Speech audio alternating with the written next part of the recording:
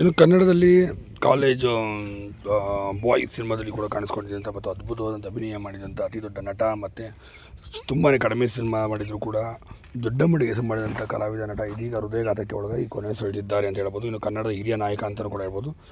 ಇನ್ನು ಕನ್ನಡ ಸಿನಿಮಾಗಳಾದಂಥ ಚಿತ್ರದ ಪ್ರೇಮಾಂಜಲಿ ಇರ್ಬೋದು, ನನ್ನೊಲವೇ ಮತ್ತು ನೀ ಬರೆದ ಹೃದಯ, ಒಂಗಿರಣ, ಹೀಗೆ ಸಾಕಷ್ಟು ಸಿನಿಮಾಗಳಲ್ಲಿ ಅಭಿನಯ ಮಾಡಿದಂತಹ ನಟ ರಘುವೀರ್ ಅವರು ಇದೀಗ ಕೊನೆಯುಸಿರೆಳೆದಿರುವಂಥದ್ದು. ಮತ್ತು ಅವರಿಗೆ ಶೃಂಗಾರ ಕಾವ್ಯ ಸಿನಿಮಾದ ದೊಡ್ಡ ಮಟ್ಟಿಗೆ ಅವ್ರಿಗೆ ಬ್ರೇಕನ್ನು ಕೂಡ ತಂದು ಕೊಟ್ಟಿತ್ತು. ಇದೇ ಶೃಂಗಾರ ಕಾವ್ಯ ಸಿನಿಮಾದಲ್ಲಿ ಅಭಿನಯ ಮಾಡಿದಂಥ ನಾಯಕನಾಗಿ ಇಬ್ಬರು ರಿಯಲ್ ಲೈಫಲ್ಲೂ ಸಹ ಮದುವೆ ಆದರು.